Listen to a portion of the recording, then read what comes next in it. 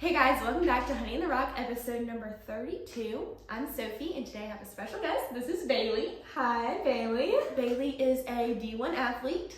I play softball at Wofford College. I love it. Isn't the new, it's like, she's gonna be on the first team. Yes, so there's like 9 people right now, like at like Wofford that are on the softball team, and like you need 9 on the field. So we're a little short. Hey, that's right okay. now. But that's okay because it's a new program, so we don't have any games this year, but next year we'll start games. Yeah. So I tell everybody, I'm like, yeah, my friend's a D1 athlete. Yeah, I know her. I'm really cool because of it, you know. But me and Bailey grew up going to church together, and then in 6th grade, when I got into 6th grade, we got closer, and then here we are now. Look at us. A lot of years later. A lot of years. It's funny to like look back at pictures from when we were little, like, oh, we went to camp together, we did this together, but like I was younger, and so we just like weren't ever in the same group. But then like when I got to the youth, they were like, oh sure, let the poor little girl help play with us. And then that's exactly what we said actually. And they just felt bad for me, so they welcomed me into their group. And then last year, well, we went to the same high school, I still go there, but we had weightlifting together, and that is when we flourished. Oh my goodness. There, it was a very humbling experience for me. She was a senior, I was a sophomore, and we had this second block weightlifting class. And then I wanted to be in the same group as her, of course. Right. And then when we were squatting and I maxed out, she could just keep going and keep going. And I'm like, okay, yeah, this is just awkward. Okay, sorry guys, just like this little tiny thing, just trying to do the same workout as you. Our sports demand different things of us. Right, I'm just this little trying to run, and you're you know, whacking the ball across the field, so you know. But that was a very fun time, and we got to have lots of good conversations, and then it was also just not stressful, and so we got to like, you know, get closer. Normally sophomores and seniors aren't in the same class, but since it was that type of class, it was so fun. So that's probably when we got the club, like. Yeah. That's when we were like, okay, yeah, this is good. I agree. And then just like trying to learn how, it's been a very cool learning experience to see like how, if you want to stay friends with somebody, you can. Sometimes friends are just for seasons, but sometimes like if you want to make friendships keep happening, you know, doesn't live here anymore. She's at college now, but like we can still figure out how to make it work. So it's our spring break right now. Yeah. So thanks for spending your spring break here. You know, there I'd rather be. And so just like learning that it can work out, and you can, if you want to keep friends with someone, you can do it. That's so true. Yeah. How I start with every guest though is asking them their story/testimony. So, okay, what is yours? So I grew up in church, obviously. Me and Sophie go to the same church, but I have been at Mountain Creek literally my whole life. My mom's been there her whole life, so like I come from a very long line of like Baptist churchgoers, which I'm very thankful for. Like I would not trade that for the world. But also like, I mean, I got saved young. I think I got saved at like 6, baptized at 8. And so like, I mean, that's a good thing, but also like at 6 years old, like I didn't really understand what I was like asking or like wanting, you know? Like I wanted God in my heart, but I wanted God in my heart to be like, oh my gosh, like I want to go to heaven. That's it. And like, that's great, like obviously, you know, heaven's great, but I didn't know that it was like a relationship with God. So yeah, like 6 years to like 12 years old, I didn't really understand the whole relationship with God thing, but then probably around 12 is when I was like, oh, like, I don't think I actually have a relationship with God. So that's when I re-prayed the prayer, and I talked with my parents, and then that's when I really like think I gave my life to Jesus. And ever since then, it's always like a roller coaster, I think. Like, sometimes I'm like, oh, this is such a good season, like I'm so close to God, like I'm getting in my Bible every day, like I'm with good friends that like are bringing me closer to God. And then there's some seasons where it's like you can't really hear God in your life. I mean, I think that's like, you know, something with every Christian that everyone struggles with. But it's just been like, I guess a learning curve, just learning what works for me, like how I can get closer to God, and just what it means to be in a relationship with God. Do you notice in the seasons of life that you're not as close to God, that you're not in His Word as much? Oh, for sure. Because I think that's like the same thing for me. It's like when I'm like, I'm so from God, I'm like, I want this relationship with Him. Where is He? And then it's like, whoa, I'm not doing my part. Like, for sure. I'm not in the Word, and I'm not saying that's something easy to do, and I'm not perfect at it. But like spending that intentional time with Jesus is like, oh wait, that's when that personal relationship comes in. Is when it's just me and Him talking. And so, I think I notice that a lot often in my life, and I'm like, I'm in a valley right now. Like, I feel so far from God. Oh, wait, I'm distancing myself from God. He's still there. He's still waiting for me with open arms. So I think that, like, tends to happen. And then as you transition to college, has it been easy to, you know, stay rooted in the Word? Or has it, like, what does that look like? Personally, I think, like, transitioning to college was really good for me and good for my faith. Just because it's something that's, like, it's me now. Like, when I would go to church here, it's because my family went to church. Right. Or, like, I don't know, it's just, it was easier to go to church here. Like, I agree. I wasn't forced to go, I guess, but it was, like, you know, to go to church on Sunday. But at college, like, no one's telling you where to go. You don't have a home church anymore. Like, you have to find it yourself. You have to find those new friendships. Like, that who can I go to church with? You know, so honestly, it's been good for me because I've had to seek that out on my own, and I've had to, like, make those new friendships and, like, be intentional about the people that I'm surrounding myself with, because, like, it's easy, like, obviously everyone you meet is, like, not going to be a Christian, so it's, like, it's good to, like, intentionally seek out those Christians and those people that you can, like, grow. That's really good. In your relationship with, you know? Yeah. I've heard a lot of stories like that, like, where it's either, like, I have to learn to, this is my own relationship with God. I'm not saved because my grandparents are saved or because my parents are saved. Like, this is me. Yeah. And I think college is, like, obviously I'm not there yet, but I think that is, like, such a time of either I'm running to the Lord or, oh, let me test out all these other things that are not going to bring fulfillment. Yeah. And so I think that's very cool to watch from here and, like, get to see where you're, like, trying to do church, and that's so fun. And, like, finding those friends that are rooted in the Lord, because, yeah, you're right, like, all of a sudden we're in this, like, bubble, and then you go there and it's like, whoa, okay, let's meet new people, let's find this new thing, so that's really cool. And then what has the Lord been teaching you?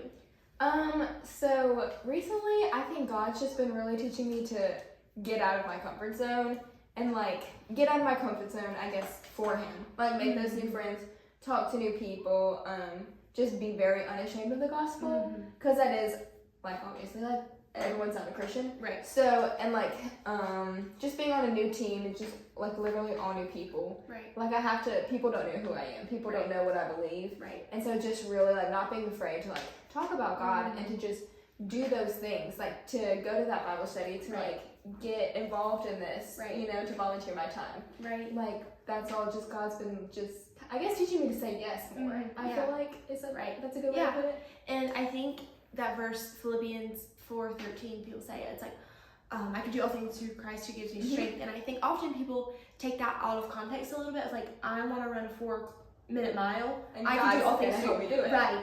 But what he's saying there is, I'm going to help you do all things. I'm going to give you all the strength to do things to glorify me. Yeah. And that's what the Lord's telling us. And so He's going to help you say yes to those things, and He's going to give you the strength to go up to your teammates and share what you believe, or go up to new classmates, or be in these new situations where it's like, yeah, He's going to give me strength, and whatever that looks like, He's going to give me strength to, like, have this conversation with these people. So I think that's, like, a comforting thing to know, is, like, the Creator of the universe is going to help me through these conversations. Yeah. And then you have, speaking of coming out of your comfort zone, you've been doing this, and you're now a Young Life leader. Yes. That's so exciting. Yes.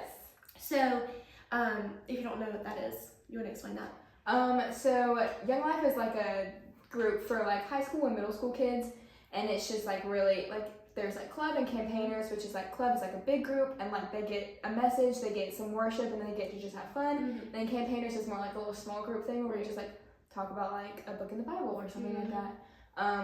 And so it's just a really good way to, like, bring the gospel to high school and middle school kids. Right. And so I've been going through leader training these past maybe 2 months.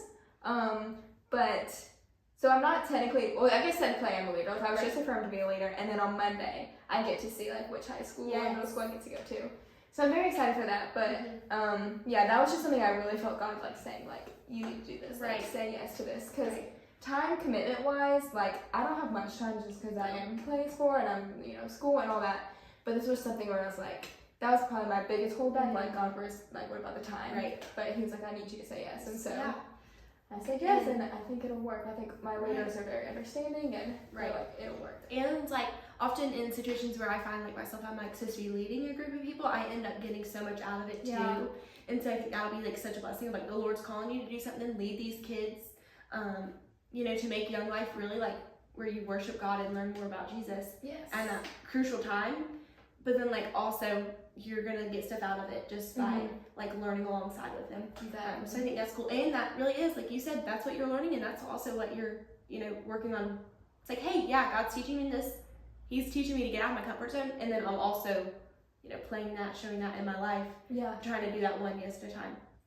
God holds the future, and so I think sometimes it's hard to say yes to things when we're not sure of what the future is going to look like. Oh, wait, but what about this? What about that? Yeah. Instead, just say yes to something God's calling you to, and He'll provide that. One of my friends keeps saying, God doesn't call the equipped, God equips the called. Yes, I love that phrase. And so it's like, there's so many people in the Bible, these big people who we learn about, that, some of them weren't good at public speaking, and God called them to speak, to share His word, and, hey, I need you to build this, I need you to do this, and God called them, and He provided for them the way, and He equipped them. And so I think that's just like something where it's like, sometimes you have to say yes to the unknown to glorify God. And so I think that's really encouraging. So thank you for sharing that.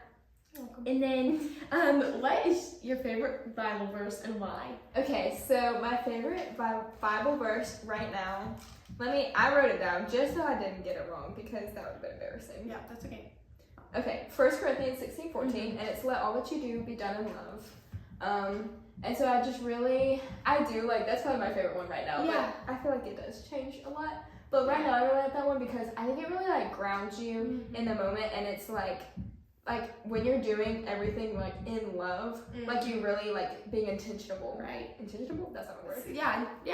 Intentional. Intentional with how you treat people and how you talk to people. And so you can't just skate through your day and be I'm not gonna talk to anybody.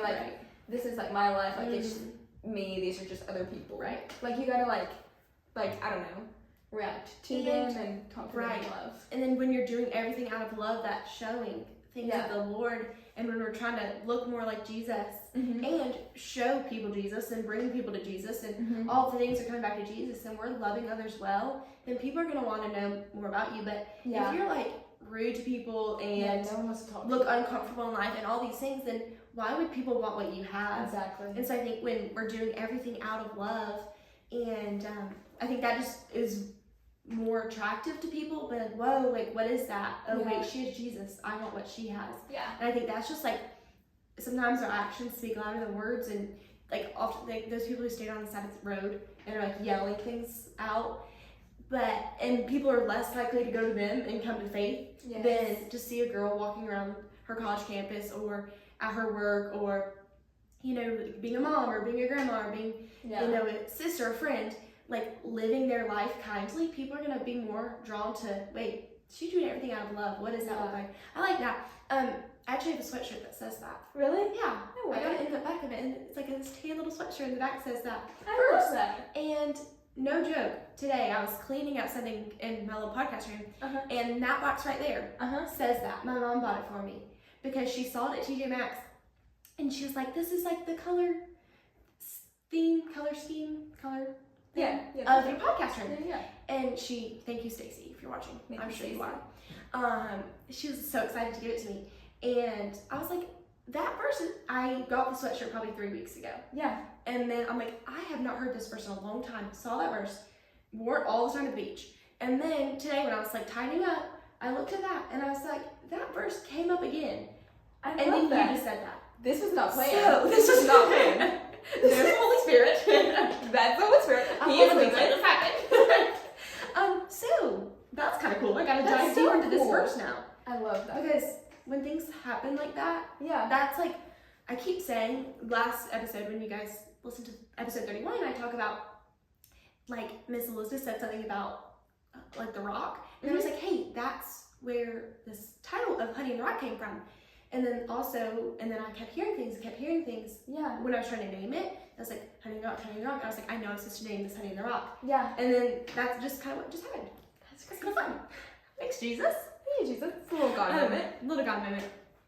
Little God, people have been saying little God winks to me often. Oh my gosh, I've heard that. One of our leaders said that before. Okay, yes, and it's so sweet. Yes. It's when someone asks me at school, how do you believe in God? Like, why do you believe in Him? Why? And I was able to share parts of the gospel, but then I also shared these God winks that are in my life or in my story. And that is like, shows the personal relationship Jesus has with us. And it's like, that He's trying to tell something through that verse. He is so personal. And, you know, in the sunsets and all the things we see in life, it's like, that was a God wink. Yeah. So just in your everyday life, look for those little God winks. Look for the little things that, you know, God says this is who He is. And like, you know, just see that in all the aspects of your life. And that's just like so encouraging. Yeah. So try to say yes to the things God's calling you to. Be willing to come out of your comfort zone. It's okay not to be comfortable for the gospel. Yeah. And sometimes we're going to be uncomfortable, actually. Yeah. And I've been having to like read my Bible out loud more. I've been doing that in this situation, and I'm reading my Bible out loud, and I stutter over words all the time. I'm dyslexic. I'm a terrible reader. But I have to be uncomfortable. Like, my heart is beating to read out loud. But I know this is what God's called me to do, is speak and share. And so it's like, well, sometimes I'm going to have to be uncomfortable to glorify God. It's okay. So if you're being called to something that's uncomfortable, that's okay. If sometimes you have to say that yes to what's the unknown to glorify God. And so that's okay. Yeah. And He'll equip you. Right, He'll equip you. Yeah. And that's what you need. Bailey's life is a testimony to that. She is working in that. Working in it right now. Right now. As we speak. That process is going. This process is happening. And so, yeah. Thank you guys for listening and watching. And thank you for joining me. Of course. I appreciate it. Anytime. And I'll see you guys next Tuesday. Bye. Bye.